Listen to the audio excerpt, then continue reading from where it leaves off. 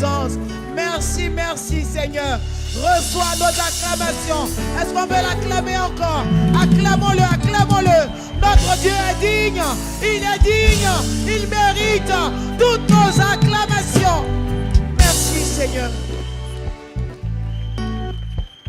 Je veux t'inviter à ne pas descendre. Reste connecté. Reste connecté. En suivant ce spot qui va introduire celui que Dieu a choisi pour te faire du bien. Celui que Dieu a choisi pour te donner la parole. Est-ce qu'ensemble, si la régie est prête, on peut regarder ce spot? Prédicateur depuis son adolescence, il s'implique activement dans le ministère. Il a servi pendant de nombreuses années en Afrique avant de déménager en 2007 aux États-Unis.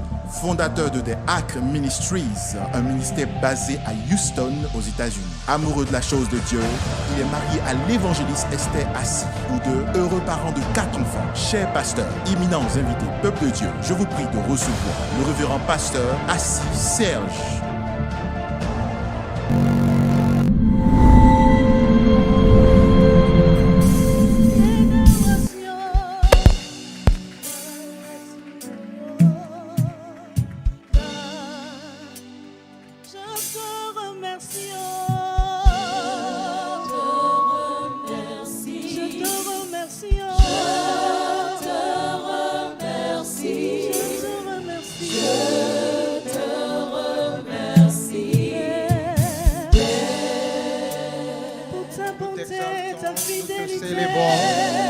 Nous te magnifions, Seigneur. Merci pour ta gloire, merci pour ta présence. Est-ce que je peux demander une faveur? Tenons-nous tous debout. Je veux que tu parles à Dieu ce soir pendant 1 minute. Toi-même, parle-lui.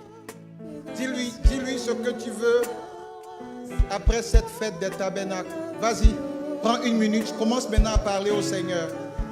Je n'ai pas besoin de te donner un sujet. Parle-lui comme tu le sens.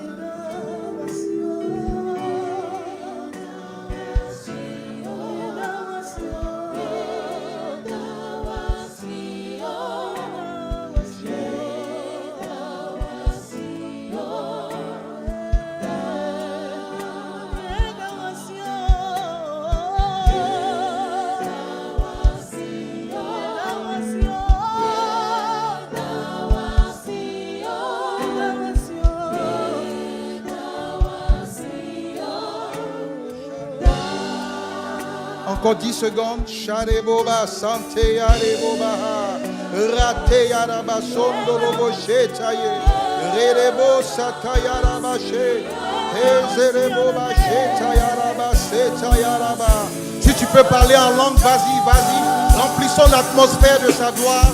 Yereboba, Chetereboba, Satayaraba, Reraba, Sotoyo, Yareboba, Chantayaraba, Satayaraba. Yarebo barata yaraba sheta yaraba yante yarebo basata yaraba esharebo baba ye terebo baba ye yatebo baba ye kayasata yesharaba seka yeraba yeta ye yeta yaraba baba shete yerebo baba yerebo baba.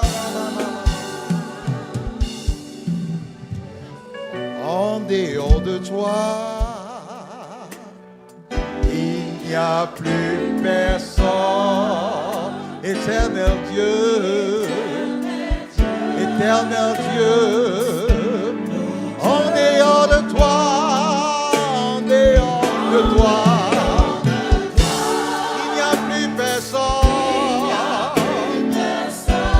éternel mon Dieu. Encore une fois, en dehors de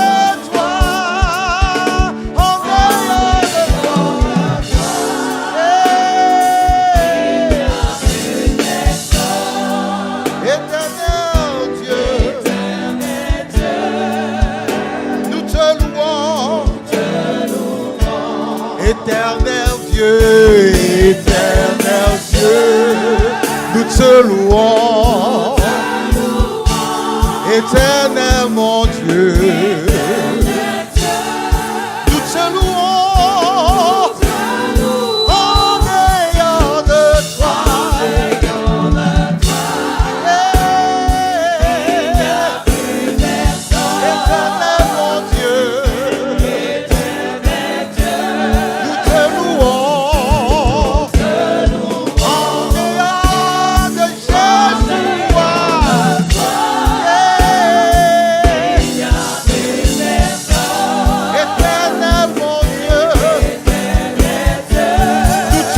t'acclamons. Maintenant, on va dire, nous t'acclamons. Éternel Dieu, nous t'acclamons. Éternel Dieu.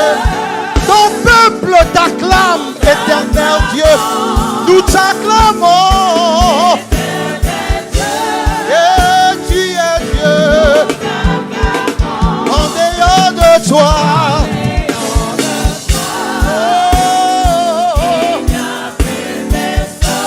Éternel notre Dieu.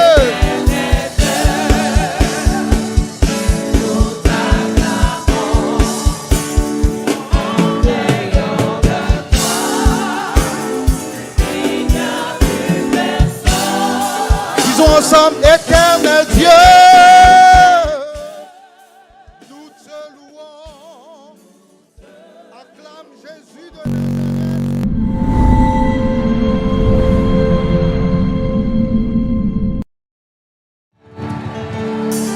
Come on, c'est vendredi soir aujourd'hui. Pousse un cri de joie.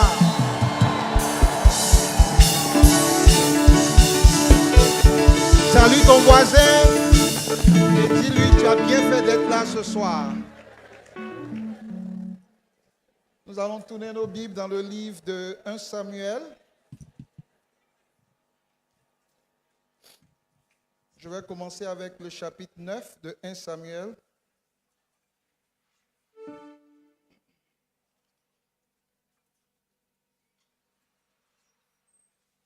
« 1 Samuel, le chapitre 9, à partir du verset 18.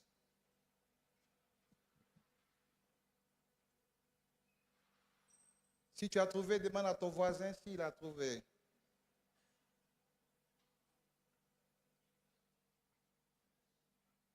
Apparemment, tu n'as pas encore trouvé.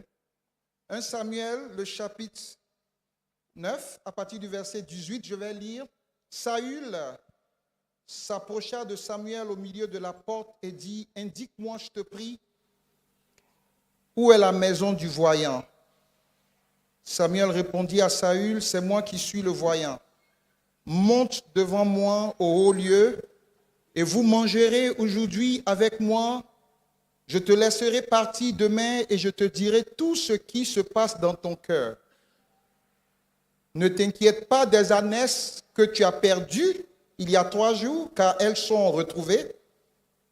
Et d'ailleurs, pour qui est réservé tout ce qu'il y a de précieux en Israël, n'est-ce pas pour toi et pour toute la maison de ton père? » Saül répondit, « Ne suis-je pas benjamite de l'une des plus petites tribus d'Israël, et ma famille n'est-elle pas la moindre de toutes les familles de la tribu de Benjamin? Pourquoi donc me parles-tu de la sorte? » Samuel prit Saül et son serviteur, les fit entrer dans la salle et leur donna une place à la tête des conviés, qui étaient environ 30 hommes.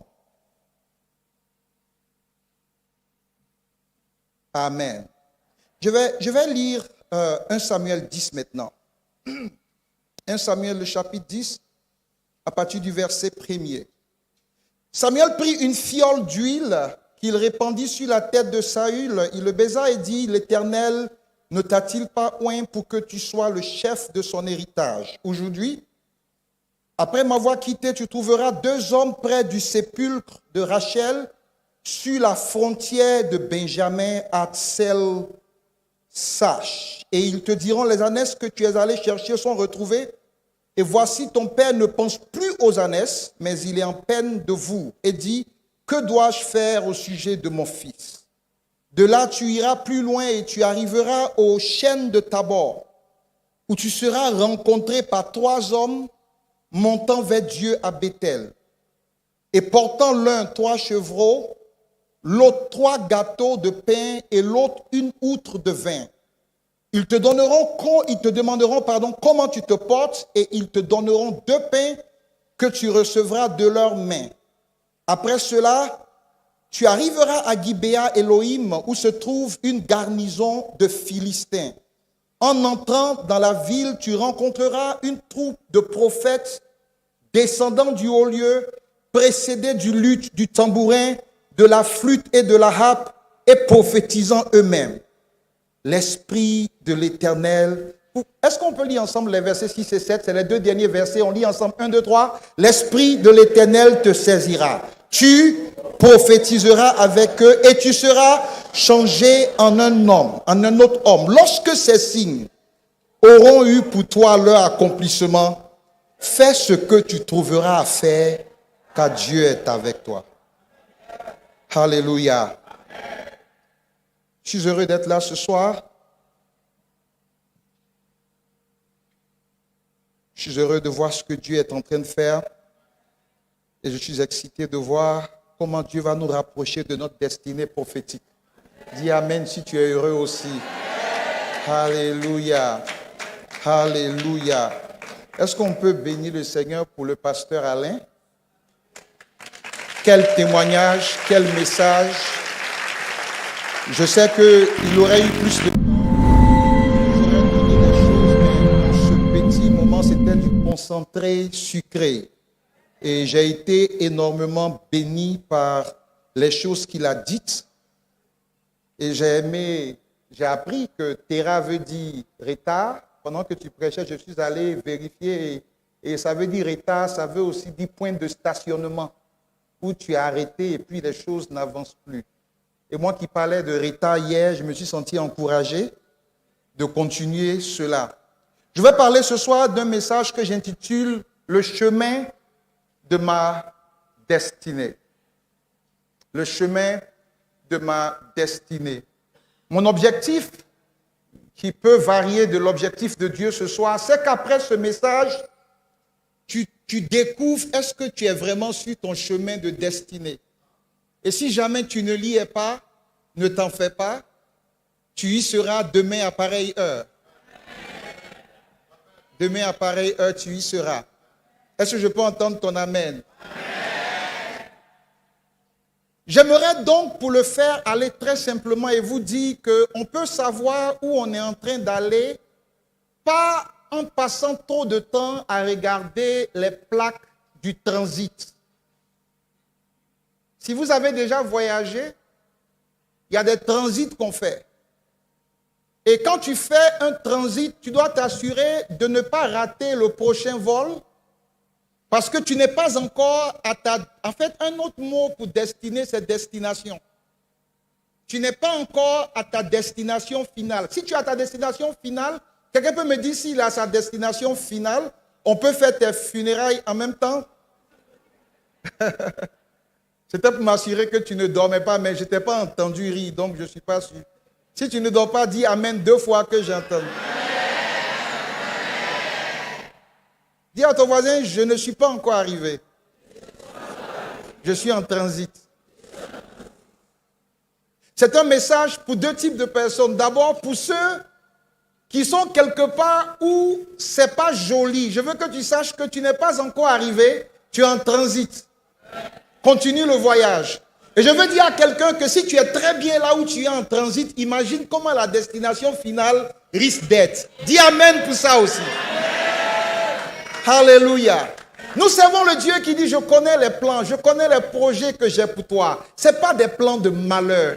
La pensée de Dieu est ce que nous appelons la destinée prophétique. Ma destinée prophétique, c'est là où Dieu veut m'envoyer. C'est là où Dieu voit ma fin. Vous savez, la différence entre nous et Dieu, c'est que nous voyons maman Marie aujourd'hui ce qu'elle est. Mais quand Dieu te voit, il te voit depuis ton alpha jusqu'à ton oméga.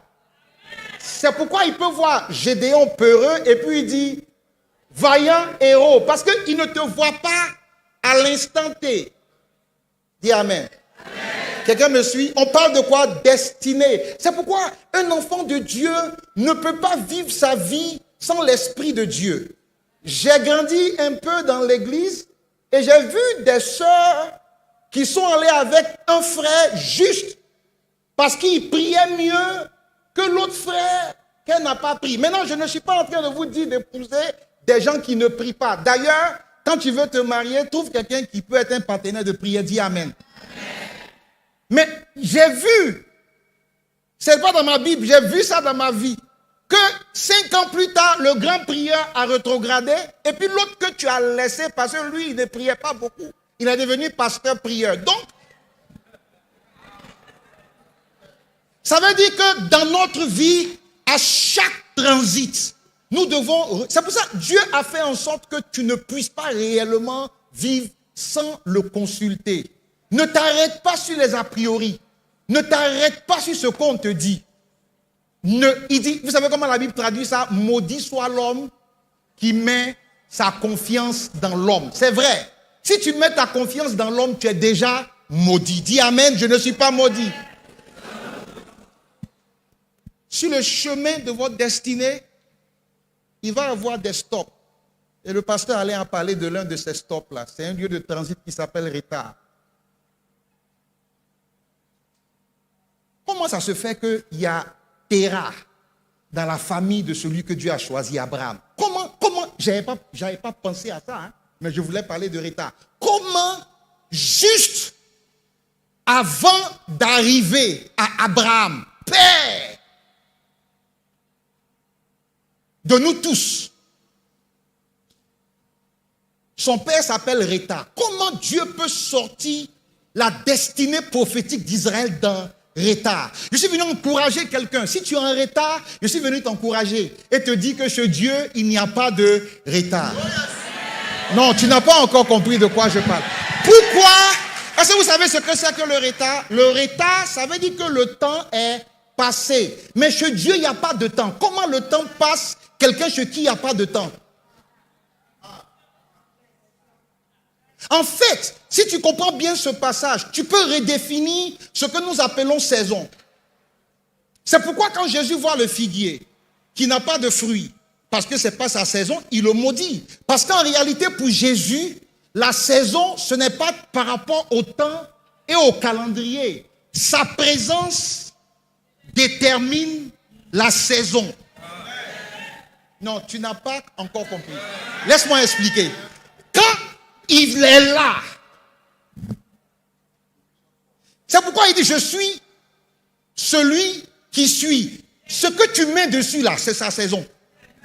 Est-ce que vous voyez? Ça dit qu'il se définit par ce que tu peux croire. C'est pourquoi, vous savez, à Bethesda, Jean 5, Bethesda, il a dit qu'il y a un ange qui venait de temps en temps pour remuer l'eau. Et quand, d'ailleurs même, j'ai quelque chose à dire ici.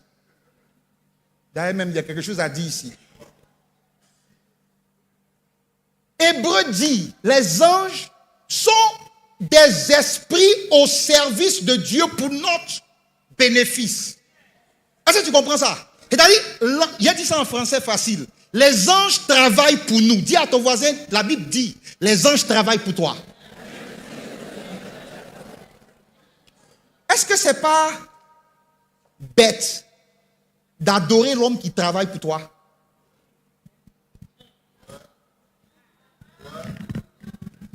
Ou bien, c'est-à-dire, Dieu dit, soyons terre à terre, Dieu dit les anges là, c'est des agents que j'ai placés pour travailler pour toi. Maintenant, toi, tu rentres dans ta chambre gaillardement et puis tu pries les anges. Depuis quand le serviteur devient, c'est même pas le maître, depuis quand le serviteur devient le Seigneur? Dis à ton voisin, change-moi ça. Maintenant, écoute-moi. Si la présence d'un ange, un de mes serviteurs, qui remue l'eau, déclenche une saison de guérison, c'est que dans ma destinée, Dieu a prévu que quelquefois, quand moi j'arrive quelque part, les ondes spirituelles que je diffuse, je ne sais pas si tu es d'accord avec moi, mais mon serviteur ne peut pas être plus que moi. C'est pourquoi quand Jésus arrive et que le monsieur explique, non, c'est pas ça, il y a un ange qui vient et puis il dit, veux-tu être guéri?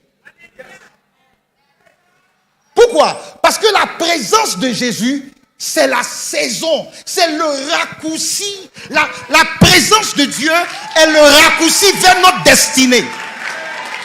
Je peux dire ça encore? La présence de Dieu est le raccourci. Si tu veux aller vite dans ta destinée, ne prends pas l'autre chemin. Prends le chemin de la présence de Dieu. Donne-moi un bon amen. Mais le monsieur était en retard. 38 ans.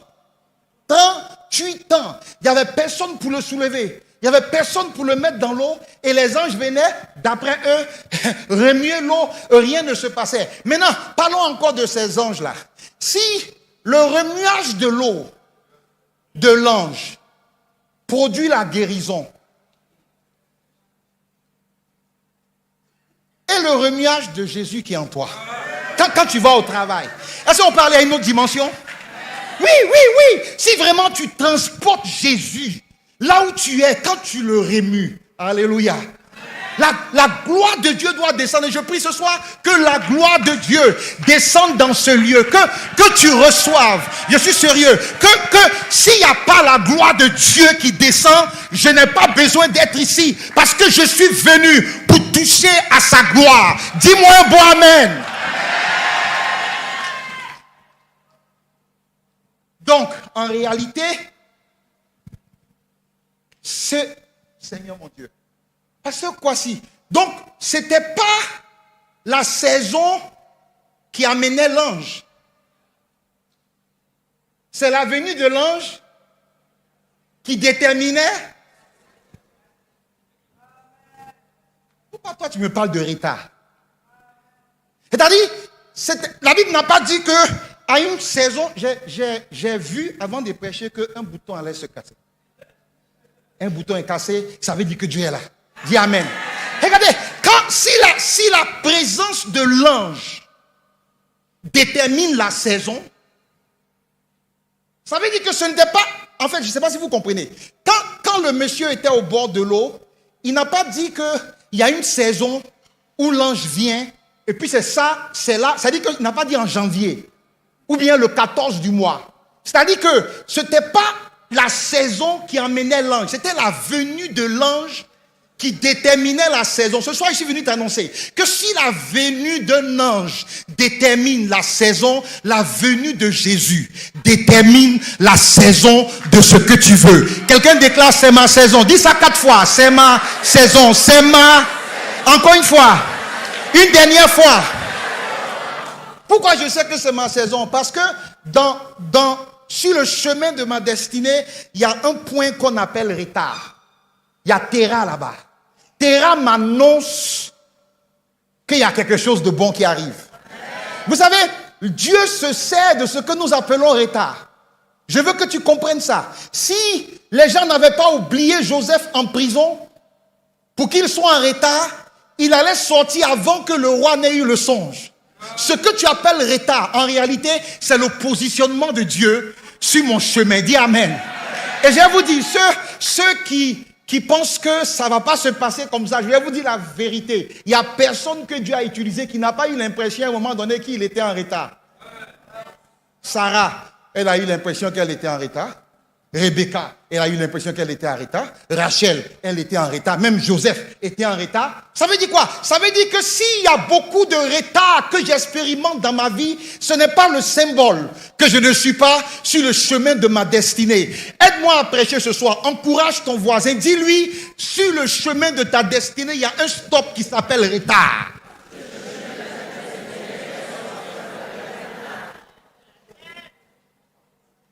Tu ne sais pas à qui tu viens de parler. Tu viens peut-être de parler à une femme qui se dit que j'ai dépassé l'âge pour être mariée. Mais ce soir, nous sommes venus te dire que le fait que tu aies dépassé, ça ne veut pas dire que Dieu t'a oublié. Parce qu'avec lui, il n'y a pas de retard. D'ailleurs, Anne était en retard sur faire des enfants. Mais pourquoi elle était en retard sur faire des enfants? Parce qu'elle devait donner naissance à Samuel. Dans l'histoire qu'on a lue, il est question de Samuel. Pour que ce Samuel-là vienne au monde, il fallait qu'on donne naissance à un enfant qui allait être dans la maison d'Élie. Mais les enfants d'Élie n'étaient pas consacrés. Donc Dieu cherchait une femme qui peut donner naissance à un enfant, mais un enfant qui, lui, va venir rester chez Élie. Mais comment tu fais pour embrigander l'enfant de quelqu'un pour être chez le prophète? Dieu dit, j'ai une solution. La dame qui est là-bas, là, qu'elle n'arrive pas à accoucher. Ça veut dire quoi? Il y a des retards que Dieu provoque. Parce que si elle avait accouché plus tôt, et comment tu sais que c'est Dieu? Non seulement elle n'arrive pas à faire des enfants, mais Dieu lui a collé. Quelquefois, sur le chemin de ta destinée, il y a une dame qui s'appelle Pénina. Je vous dis, sur le chemin de la destinée, il y a des Péninas. Pénina, c'était, je vais vous montrer un verset dans 1 Samuel 1. 1 Samuel 1. Vous allez comprendre de quoi je parle. Dans 1 Samuel 1, à partir précisément du verset, laisse-moi le trouver. 1 Samuel, le chapitre 1er, là où on parle de l'histoire de Samuel, ce que je voulais présenter hier, je vais faire une référence rapide. 1 Samuel, le chapitre 1, quand on parle de l'histoire de la naissance de Samuel, on parle des deux femmes de Elkana, d'accord? La Bible dit à partir du verset 6, verset 6, 1 Samuel 1, 6. Si tu as trouvé ça, dis Amen. Amen. La Bible dit quoi? Si tu as trouvé, lis avec moi. Sa rivale faisait quoi? Mortification. Si tu ne comprends pas, c'est ce qu'ils ont fait hier là dans le théâtre. Mortification. Que toi tu es femme cimetière. C'est ça, ça veut dire mortifier, à mort de la mortification. Que toi tu es femme cimetière. Vous voyez? Elle lui faisait des choses comme ça. Mais suivez, je n'ai pas fini. Pour la porter à quoi? À s'irriter. De ce que l'Éternel. Donc, ça sur le chemin de ta destinée, il y a un stop où tu as envie de te fâcher. La Bible dit que elle... On dirait que quelqu'un a cette station. Hein. C'est comme ça qu'on veut savoir. C'est-à-dire quand on arrive à ta station, manifeste qu'on est à ta station. Il y a une station où tu as envie de te nerver avec Dieu. Tu n'es pas la première personne à cette station. C'est pourquoi je déclare que tu ne seras pas la dernière personne. En fait, comme Anne était trop spirituelle et qu'elle n'était pas encore assez fâchée, on dit chaque année, elle va, elle prie, elle vient. Elle va, elle prie, elle vient. Dieu lui a mis Pénina. Pénina l'énervait encore plus. Il y a des Péninas qui ne viennent pas du diable.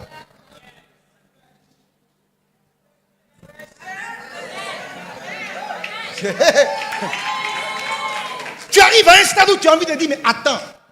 Quelqu'un a dit, qu'est-ce qu'il y a? Je prie ou bien je ne prie pas? Les autres là, ils ont fait quoi que je ne fais pas? Les autres là, ils ont lu la Bible comment que je ne lis pas? Les autres là, ils s'occupent de leur mari comment? Je vais te dire ma chérie, ce n'est pas ta faute. Il y a un plan de ta destinée qui veut que ça se passe comme si Dieu n'était pas avec toi. Réveille-toi, relève-toi et dis à Satan, quel que soit ce que tu envoies dans ma vie, je sais et je sais et je sais que Dieu est avec moi. Et c'est Paul qui a dit, si l'Éternel est pour nous, qui sera contre nous?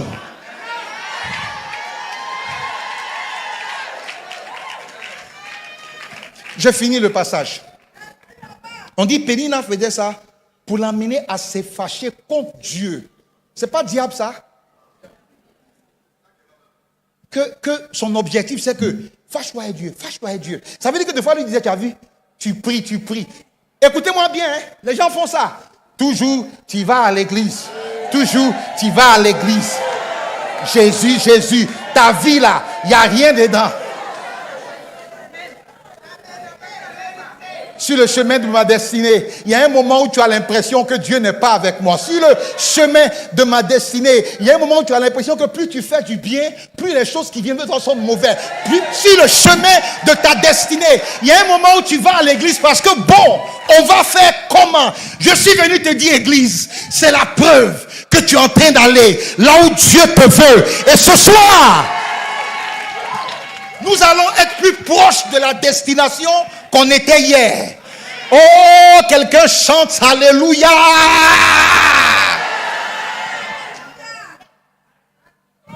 J'ai pas fini. Verset 7. 1 Samuel 1, 7. Regardez bien. Si vous êtes là, je compte à 3, on lit 1 Samuel 1, 7. C'est ce que Pénina faisait qu'on explique. 1, 2, 3. Et toutes les années, chaque fois qu'Anne à la maison, Pénina là, et regardez, même si tu fatigues ta rivale à la maison, quand on s'en va à l'église, tu n'arrêtes pas? Vous n'avez pas compris. Regardez le passage encore. On dit chaque fois qu'on partait où? À la maison de l'Éternel. On dirait c'est là que l'onction de provoquer. Vous Vous me suivez pas? Pourquoi? Parce qu'il y a quelque chose qui veut que, quand tu vas à l'église là, tu n'es pas la foi. Mais ce soir, tu vas avoir la foi au nom de Jésus. Il y a quelque chose qui veut que tu sois énervé avant d'aller dans la présence de Dieu. Dis-lui, tu es vaincu au nom de Jésus. Ta chose là, c'est différent de pour ta soeur, c'est différent pour ton frère. Regarde ta chose et puis dis-lui, tu es vaincu au nom de Jésus. Dis-lui ça comme si tu étais fâché.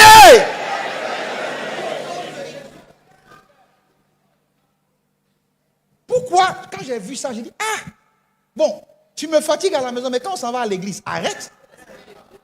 C'est sur le chemin. C'est pas comme ça dans votre Bible. On dit c'est sur le chemin de partir à l'église. Chaque fois qu'on montait à la maison de l'Éternel, Pénina la mortifiait de la même manière. Alors elle pleurait et ne mangeait point. Sur le chemin de votre destinée, quelquefois il va y avoir la perte de vos brebis. Vous avez vu l'histoire de Saul? Les brebis étaient perdues. La Bible dit que ça faisait 3 jours. Il cherchait les brebis. Il cherchait les brebis. Il cherchait les brebis. Ça faisait combien de jours? 3 jours. Ils ont cherché les brebis. Et quand ils sont arrivés chez Samuel, c'est l'histoire qu'on a lue, il salue Samuel. Et puis Samuel lui donne directement les nouvelles de pourquoi il est là. Dis Amen, Amen. Il dit, s'il vous plaît, où se trouve? En fait, si vous lisez bien l'histoire, il a dit qu'ils se sont promenés pour chercher les brebis jusqu'à ils n'avaient plus d'argent. Vous vous rappelez? Donc quand le serviteur a dit, allons chez le voyant, le prophète, il a dit, mais on n'a même pas d'offrande à donner. Quelquefois, sur le chemin de ta destinée, tu n'auras plus d'argent. Oh, ici, il n'y a personne qui est là-bas. Je vais essayer ici. Quelquefois, sur le chemin de ta destinée, tu ne pourras pas payer le loyer. Mais ça aussi, c'est le chemin. Oh, qui est avec moi ce soir? Qui est avec moi? Est-ce que nous sommes à une soirée prophétique?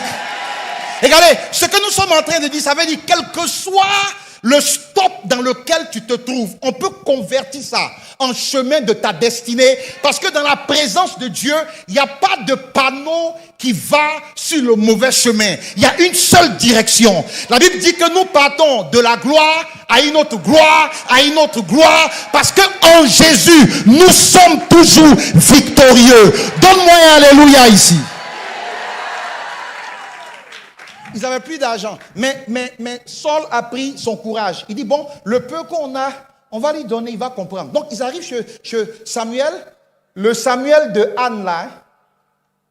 Pourquoi? Parce qu'une destinée en appelle une autre. Je peux dire ça encore? Une destinée est attachée à une autre. Il y a des gens, Dieu veut que je vous dise ça. Ils ne savent même pas que si c'était eux ceux-là, Dieu n'allait même pas leur donner l'argent. Et tu les nèves de foi. Mais il y a quelqu'un dans ta maison pour la destinée de qui? Dieu va te donner un type d'équipement qui te permette de l'envoyer là où il doit être. C'est pourquoi nous pouvons nous asseoir et puis dire tout est grâce. Quelqu'un dit ça avec moi? Tout est grâce. C'est par la grâce que Anne n'enfantait pas. Non, je vais laisser ça. Donc, allons-y plus loin. Donc, ils arrivent chez Samuel, et puis Samuel dit, il demande à Saül, il dit, Samuel, est-ce que tu peux nous dire où se trouve le prophète? Il dit, non, c'est moi le prophète. D'ailleurs, même, tu sais quoi, les ânesses qui sont perdues depuis 3 jours là, il ne faut pas t'inquiéter, c'est retrouvé. Dieu a permis qu'elles soient perdues parce que tu devais me rencontrer.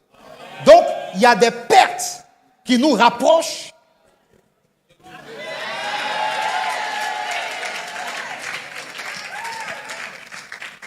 C'est pourquoi, quelquefois, quand c'est trop difficile, la Bible dit, je sens la gloire de Dieu ici.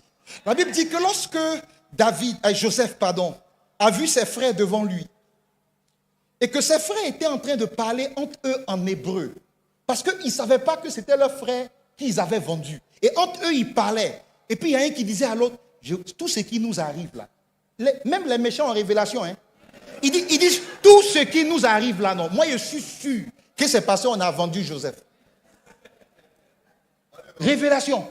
Et ça est dans ta Bible, pasteur. Il dit que tout ce qui nous arrive là, je vous avais dit, je vous ai dit, faut pas on va vendre l'enfant là. On l'a vendu, on a dit qu'il est mort. Maintenant, regardez ce qui est en train de nous arriver. La Bible dit que lorsqu'ils ont parlé de ça, c'était tellement difficile que Joseph a dit, j'arrive. La Bible dit qu'il est rentré dans sa chambre. Il a pleuré. Je vais te dire la vérité. Quelquefois, il y a des choses qui peuvent te faire pleurer. Pleurer est un stop sur le chemin de notre destinée quelquefois. Mais quand tu finis de pleurer, fais comme Joseph. La Bible dit que quand il a fini de pleurer, maman, il s'est lavé le visage. Et puis il est revenu. C'est après qu'il s'est dévoilé. Je suis venu dire à quelqu'un ce soir, on va laver notre visage de nos pleurs d'hier. Parce que nous comprenons que ce qui nous a fait pleurer hier nous rapproche de notre destinée. Moi, je le dis partout où je vais. Il y a des choses qui ont fait. Il y a des choses que si ça ne m'était pas arrivé, je ne serais pas où je suis. Laissez-moi mettre ça comme ça. Quelquefois, Dieu t'envoie quelqu'un qui te maltraite. Pour que tu dises, moi aussi, je réussirai. Le problème, c'est que lorsque tu réussis, tu ne dois pas les menacer, tu ne dois pas les écraser. Tu dois les bénir parce qu'ils deviennent une source de bénédiction.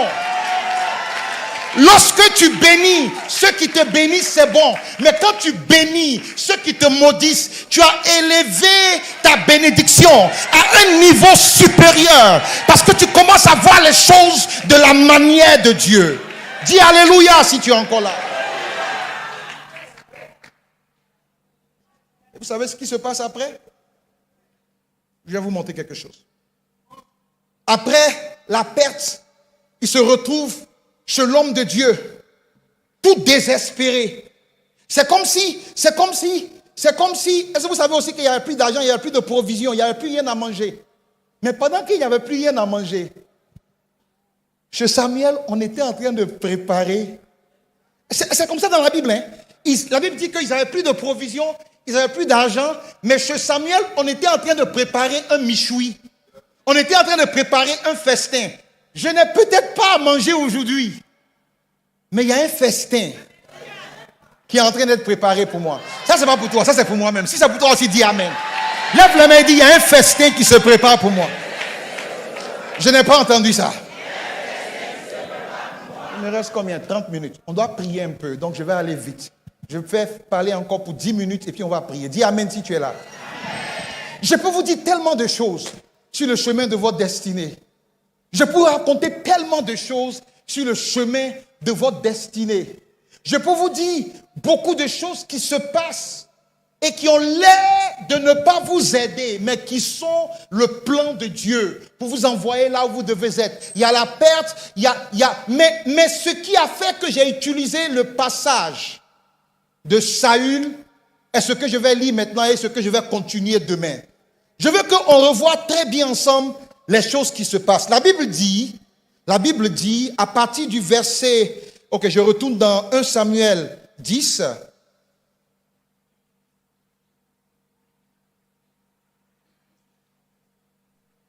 Yeah, 1 Samuel 10. La Bible dit au verset 1, Samuel prit une fiole d'huile qu'il répandit sur la tête de Saül. Il le baisa et dit, l'Éternel ne t'a-t-il pas oint pour que tu sois le chef de son héritage? Aujourd'hui, après m'avoir quitté. Quelqu'un dit aujourd'hui, après m'avoir quitté. J'ai besoin de ta foi maintenant. Dis aujourd'hui, après avoir quitté ce temple. Tu récites ou bien tu le dis de tout ton cœur. Dis aujourd'hui, après avoir quitté ce lieu, je serai un homme nouveau. Écoutez-moi, si quitter Samuel, il dit aujourd'hui, après avoir fait quoi? Après m'avoir quitté. Samuel dit, quand tu me quittes là, ta vie ne sera plus la même. Mais ce soir, il y a plus que Samuel ici, il y a Jésus-Christ de Nazareth. Est-ce qu'il y a quelqu'un qui croit que ce soir peut être le dernier soir du ralentissement de sa destinée? Oh, pour les 10 prochaines minutes, j'ai besoin de la foi de quelqu'un. Je dis, pour les 10 prochaines minutes, j'ai besoin de la foi de quelqu'un. Regardez, Anne ne savait pas que c'était sa dernière fois de venir à Shiloh sans bébé.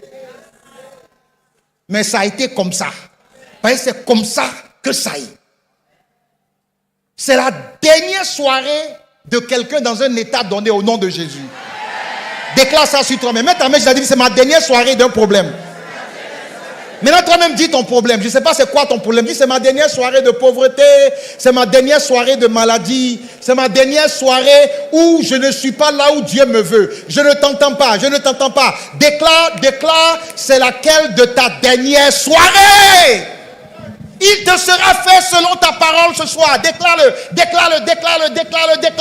Ça peut être ta dernière soirée de célibat. Ça peut être ta dernière soirée où tu ne peux pas payer ton loyer. Ça peut être la dernière fois.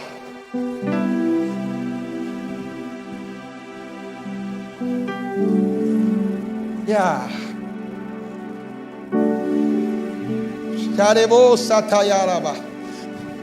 Je m'appuie sur toi.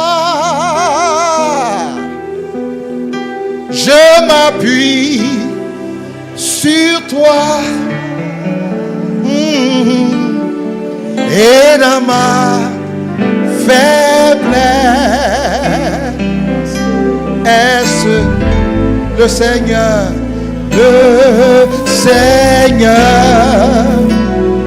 me rend fort. Mon seul appui, c'est toi. Adore avec moi. Mon seul appui, c'est toi. Parle à ton Dieu, personnellement. Joue mon cœur te chantera.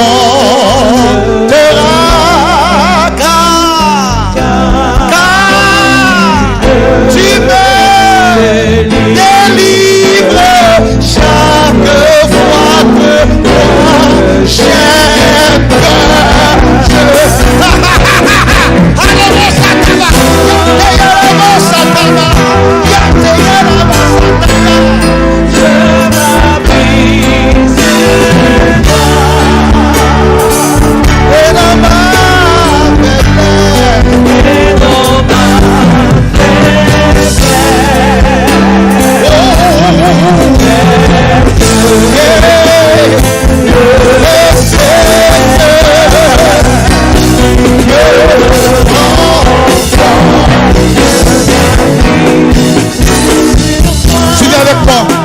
Aujourd'hui, après m'avoir quitté, tu trouveras 2 hommes près du sépulcre de Rachel, sur la frontière de Benjamin.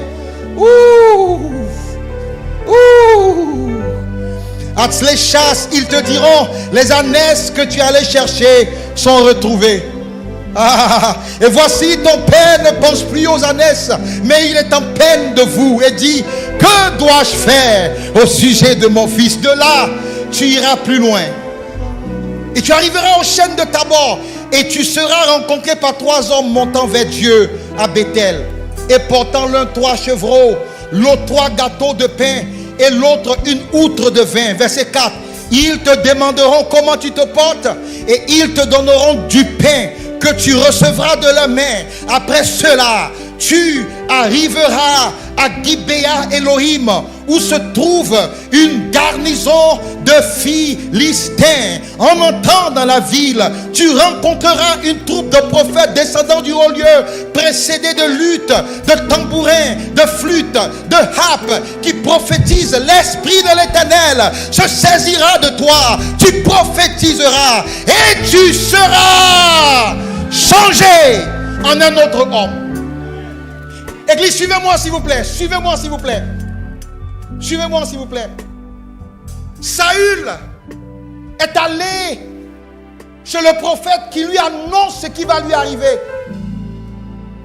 Je n'ai pas le temps de vous parler de la précision de la prophétie.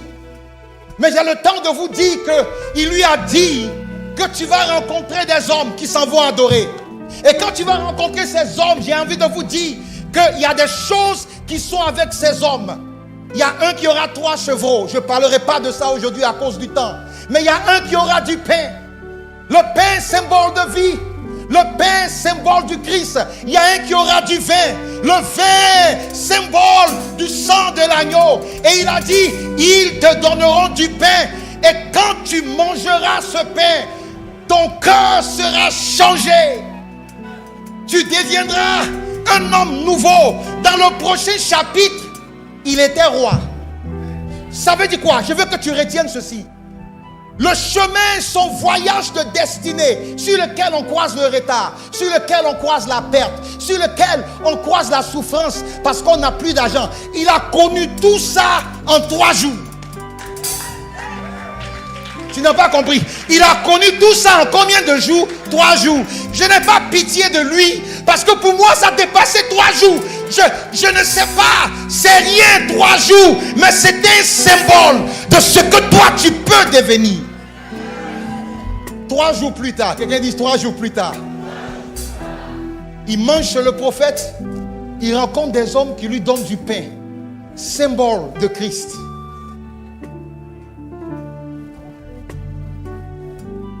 On ne lui donne pas du vin. Vous savez pourquoi? Parce qu'il n'était pas le choix parfait de Dieu. Non. Saul, sa destinée était la préparation d'une autre destinée. On viendra dessus demain. Donc on ne peut pas lui donner le vin.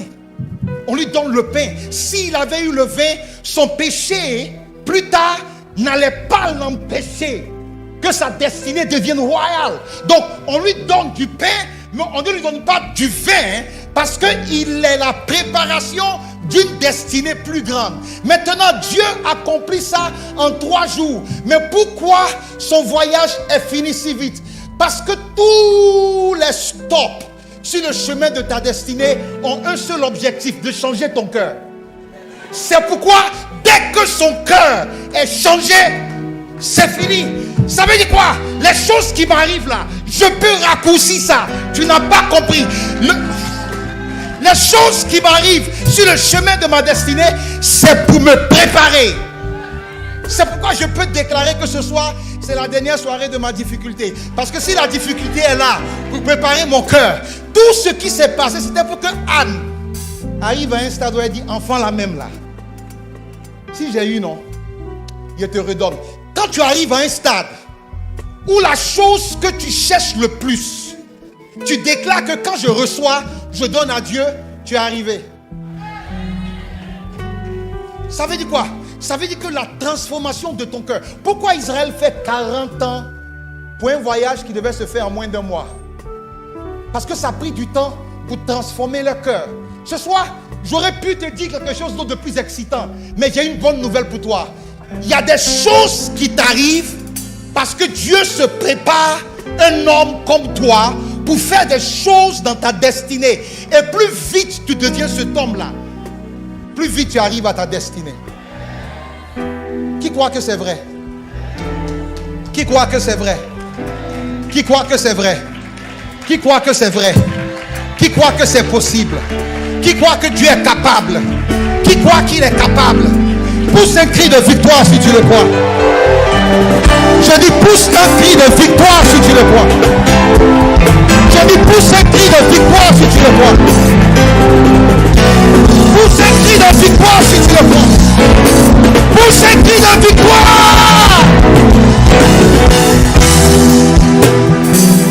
Ah, quelqu'un dit alléluia. Est-ce que j'ai encore quelques minutes? Oh, on m'a ajouté 20 minutes ou bien 10 minutes. J'ai encore 20 minutes. Oh my God. Ok, donc je vais lire un dernier passage. Dis amen si tu es toujours là. Ok, très bien. Je suis content que tu sois là. Allons dans 1 Samuel le chapitre 13. Je ne pensais pas pouvoir toucher ça, mais on va y aller. 1 Samuel le chapitre 13, à partir du verset 6. Les hommes d'Israël se virent à l'extrémité car ils étaient serrés de près. Et ils se cachaient dans les cavernes, dans les buissons, dans les rochers, dans les tours et dans les citernes. Il y eut aussi des Hébreux qui passaient le Jourdain pour aller au pays de Gad et de Galade. Saül était encore à Gilgal. Et tout le peuple qui se trouvait auprès de lui tremblait. Il entendit combien de jours? 7 jours, selon le thème fixé par Samuel. Mais Samuel n'arrivait pas à Gilgal. Et le peuple se dispersait loin de Saül. Alors Saül dit: amenez-moi l'holocauste et les sacrifices d'action de grâce. Et il offrit l'holocauste. Comme il achevait d'offrir l'holocauste, voici Samuel arriva. Et Saül sortit au-devant de lui pour le saluer. Samuel dit: qu'as-tu fait? Saül répondit: lorsque j'ai vu que le peuple se dispersait loin de moi, que tu n'arrivais pas au thème fixé et que les Philistins étaient assemblés à Michmash, je me suis dit: les Philistins vont descendre contre moi à Gilgal. Et je n'ai pas imploré l'Éternel. C'est alors que je me suis fait violence et que j'ai offert l'holocauste. Verset 13, Samuel dit à Saül: tu as agi en insensé. Tu n'as pas observé le commandement que l'Éternel ton Dieu t'avait donné. L'Éternel aurait affermi ta destinée pour toujours. Il aurait affermi ton règne sur Israël. Et maintenant, ton règne ne durera point. L'Éternel s'est choisi un homme selon son cœur. Et l'Éternel l'a destiné à être le chef de son peuple, parce que tu n'as pas observé ce que l'Éternel t'avait commandé. Pour que tu comprennes bien ce que je viens de lire, laisse-moi te lire un autre passage, très rapidement. On va aller dans le livre de 1 Samuel, toujours. Non, 2 Samuel.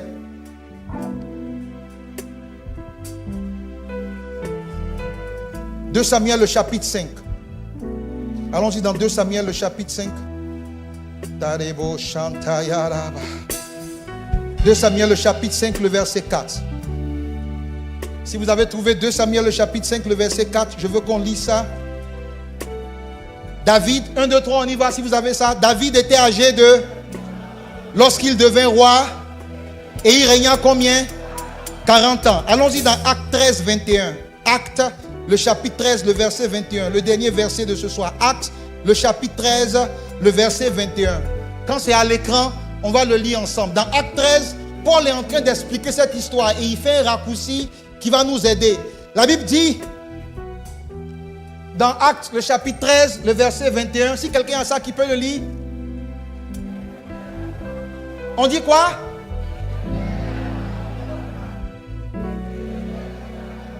Pendant combien de temps? Ok, restons là un peu.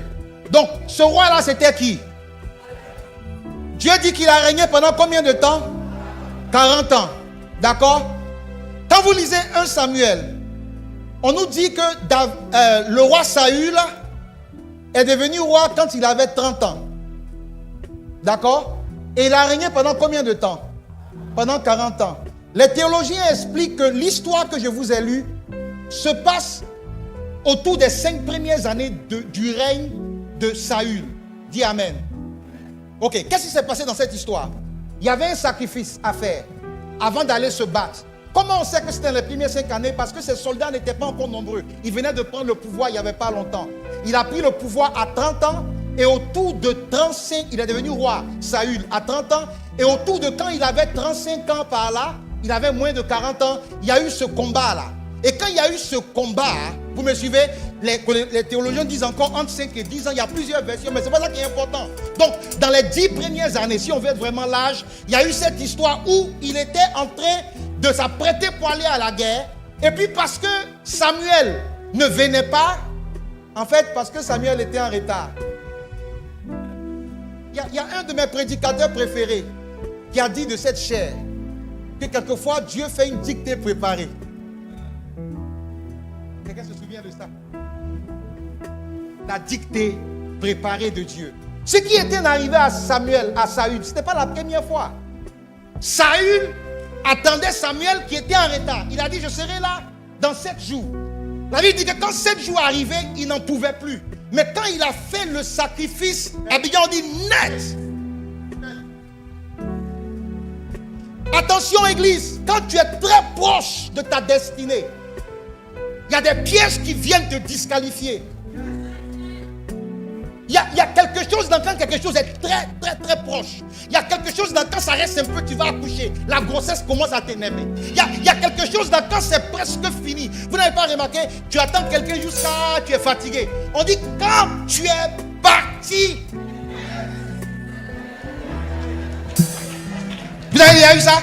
On dit quand? Pourquoi? Parce que quand c'est presque fini, il y a quelque chose qui te dit tu ne peux plus. Quand c'est presque fini, il y a quelque chose qui te dit lâche. Je suis venu te dire ne lâche pas parce que c'est presque fini.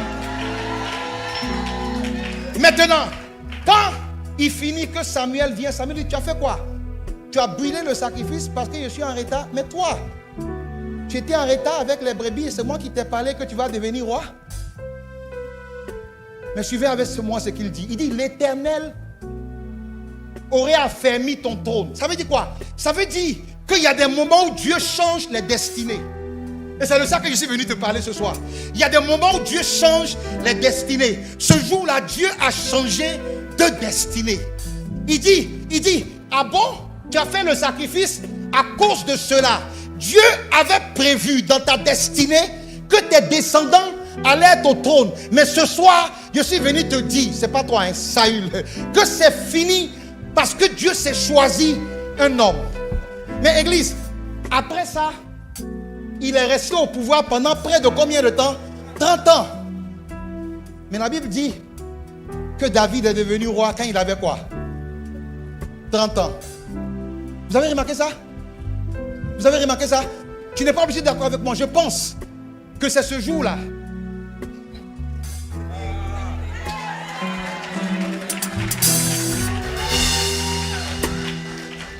Quand tu regardes bien, quand Dieu lui a dit que toi, tu ne seras plus au pouvoir, parce que Dieu s'est choisi quelqu'un, le temps que ça s'est écoulé. Je suis venu dire à quelqu'un, quelqu'un peut être au pouvoir, c'est dans la Bible seulement. Quelqu'un peut être au pouvoir,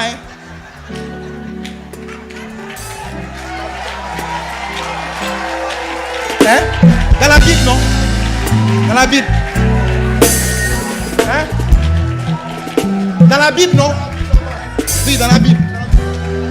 Dans la Bible, non? Quelqu'un peut être là pendant, mais...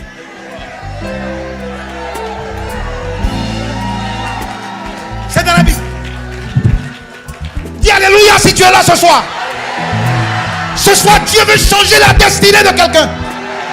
Ce n'est pas demain, ce n'est pas après-demain. Ce jour-là, le prophète a dit, Dieu... Est-ce que tu peux te tenir debout? Est-ce que tu peux te tenir debout? Est-ce que Dieu est libre de se choisir un homme? Est-ce que Dieu est libre de se choisir un homme? Est-ce que Dieu est libre de te choisir pour accomplir?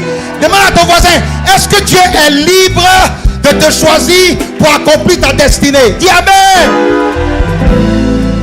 Donc, ça veut dire quoi? C'est ce jour-là que David a été conçu, ou bien on n'a pas les dates exactes. Mais la Bible dit que David est devenu roi quand il avait 30 ans. Mais on sait aussi que Saül est resté roi pendant 30 ans après que Dieu lui ait dit que j'ai choisi quelqu'un. Je veux te déclarer ce soir que ça commence ce soir. Oh, est-ce qu'il y a un homme ou une femme de foi? Est-ce qu'il y a un homme ou une femme de foi? Est-ce qu'il y a un homme ou une femme de foi? Écoute-moi bien, je finis le message ici. Lorsque Saül a croisé les hommes qui lui ont donné du pain, son cœur a changé et sa vie avec. Ce soir, tu n'as pas seulement le pain.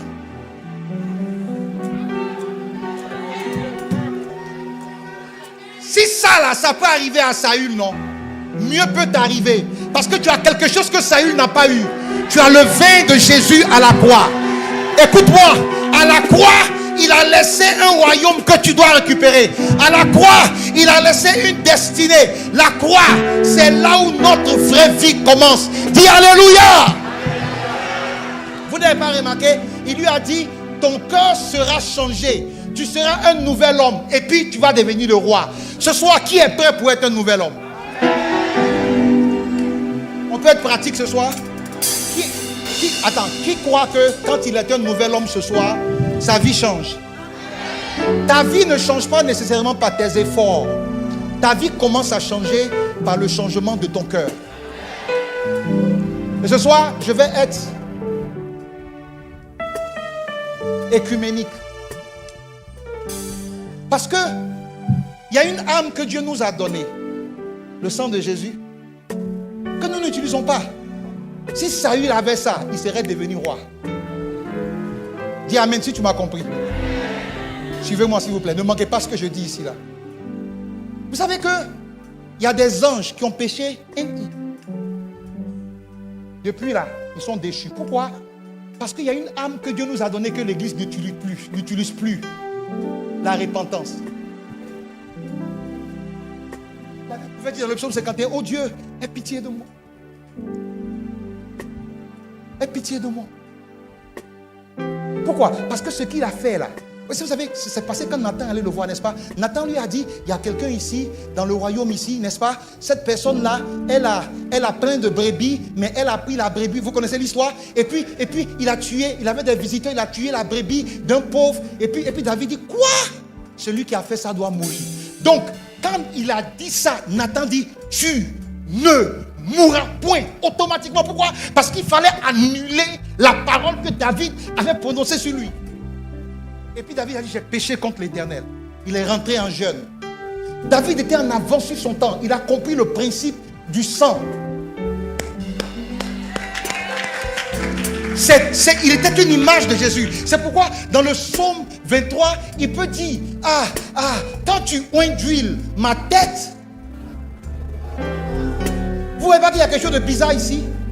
Donc, normalement, l'huile est dans la coupe. Donc, quand on oint d'huile ta tête, l'huile doit finir. Mais David dit, quand tu oins d'huile ma tête, non, ma coupe. Pourquoi on verse l'huile sur ta tête, mais la coupe déborde? Parce qu'il n'est pas question d'une huile qui est fabriquée par l'homme. Il est question d'une huile qui vient du ciel. C'est à la croix que ma coupe à moi déborde. Dis amen 3 fois si tu as reçu ça. Alors ce soir, premier point de prière, dis à Dieu, quel que soit ce qui t'a mis en retard dans ta destinée, ce soir que le sang coule. Je veux que tu pries une prière de repentance ce soir. Parce que ce que Dieu veut faire est trop grand.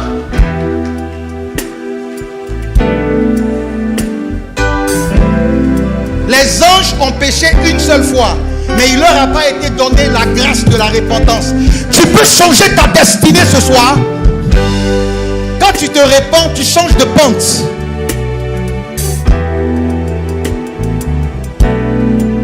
Ne sois pas orgueilleux. Demande-lui pardon. Dis-lui, quelquefois nous voulons accuser Dieu. Mais Saül, tu es la propre raison de ce que ta destinée s'est raccourcie.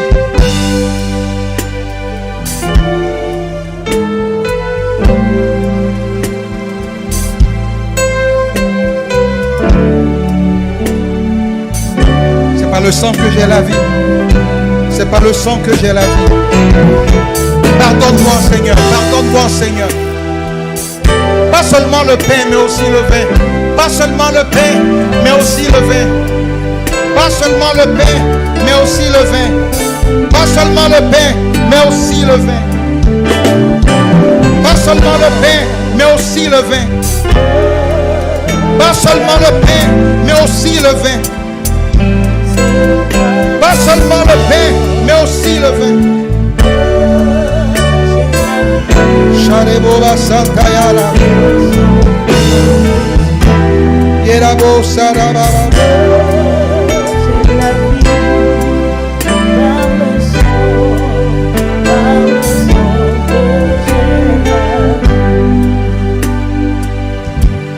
Écoute-moi, Église, écoute-moi bien.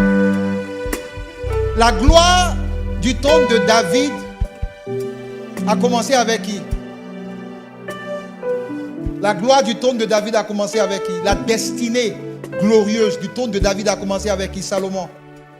Mais Salomon était l'enfant de qui?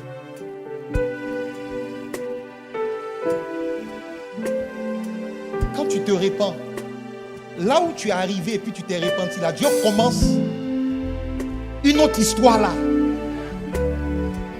Dieu commence une histoire là. Je proclame ce soir que Dieu commence. Comment c'est l'enfant de Bathsheba là qui a montré la gloire du royaume? Pourquoi? Pas parce que Dieu n'aimait pas les autres femmes, mais parce que la destinée se réécrit là où tu te répands.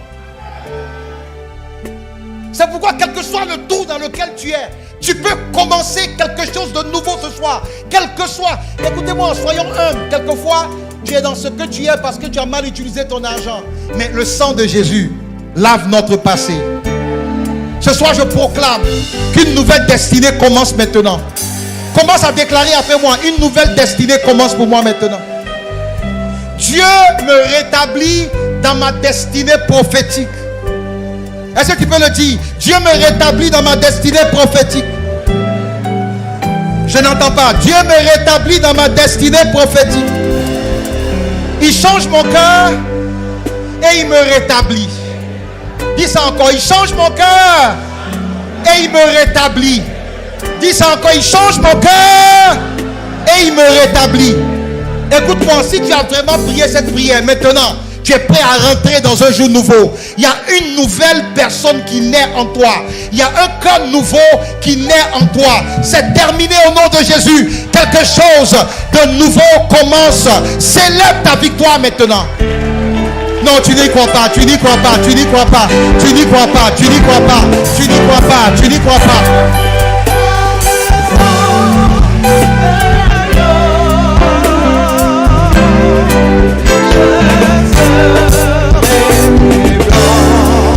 Bla bla bla bla bla bla.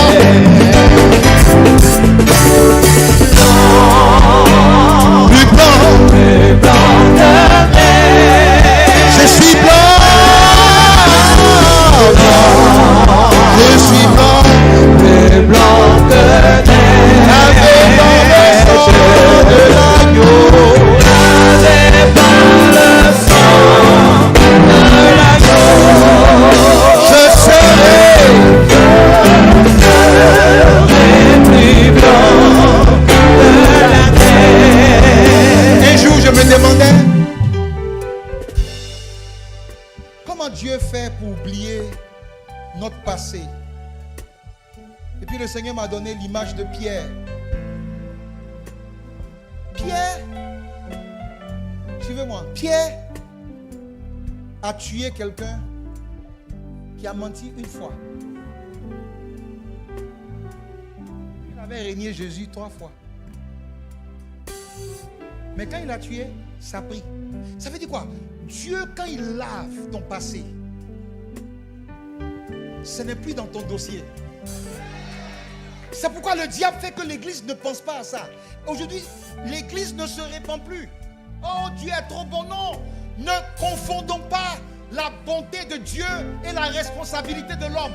Jérémie 29, 11, il dit: si je connais les projets que j'ai pour toi, si tu m'invoques, je les réaliserai. Donc il a des projets, il a une destinée pour moi. Ma responsabilité, c'est de l'invoquer. Ce soir, lève les mains vers le ciel et invoque Dieu. Dis: Dieu, trace un chemin vers ma destinée. Ce n'est pas trop tard, ce n'est pas trop tard. Dis ça, dis ça. Dis: Seigneur, trace un chemin vers ma destinée. Trace un chemin vers ma destinée. Trace un chemin vers ma destinée. Je ne suis pas encore arrivé. Trace un chemin sur ma destinée. Ok, est-ce qu'on peut arrêter la musique pour un instant? Je vais entendre le peuple prier. Je dis à Dieu, trace un chemin vers ma destinée. Quand on va commencer à entendre, on va ajouter la musique. Et lève la voix, dis: Seigneur, trace un nouveau chemin ce soir. Trace un nouveau chemin. J'ai trop duré ici. J'ai trop duré ici. Trace un nouveau chemin sur ma destinée. Est-ce que j'entends une église qui prie? Ok, commence à battre des mains et prie, prie, prie. Prie comme si ce soir, tu traçais un nouveau chemin sur ta destinée. Tout ce que tu veux être. Le président que tu veux être. Le maire que tu veux être. Le directeur que tu veux être. Tout se trouve en Dieu. Dis: Seigneur, trace un chemin vers ma destinée. Et lève la voix. C'est pour ça que nous sommes là. Trace un chemin vers ma destinée. Oh, Shatabayara Satayaraba. Trace un chemin vers ma destinée. Trace un chemin vers ma destinée. Est-ce que tout le monde peut répéter après moi? Seigneur, trace un chemin vers ma destinée. Dis: Seigneur, trace un sentier vers ma destinée. Tu sais, Canaan n'est pas loin. Hein? Canaan n'est pas loin. C'est le cœur qui n'était pas changé. Mais ce soir, parce que son sang nous a purifiés. L'une des faiblesses de l'église, c'est qu'on n'appliquait plus le sang. Mais ce soir, nous avons appliqué le sang.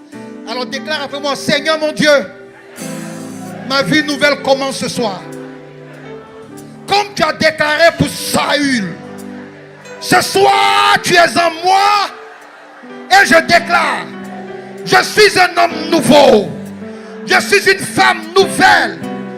Les choses anciennes sont, je n'ai pas entendu, les choses anciennes sont, les choses anciennes sont, les choses anciennes sont. Je marche vers ma destinée nouvelle au nom de Jésus. Félicitations parce que le Seigneur te visite ce soir. Oh, pousse ton cri de victoire maintenant. Pousse ton cri de victoire maintenant. Pousse ton cri de victoire maintenant. Je déclare que l'Éternel confirme ta destinée. L'Éternel confirme son plan pour toi.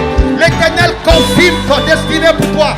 Dis à ton voisin, au nom de Jésus, tu entres dans ta destinée. Dis-lui ça. Au nom de Jésus, tu rentres dans ta destinée.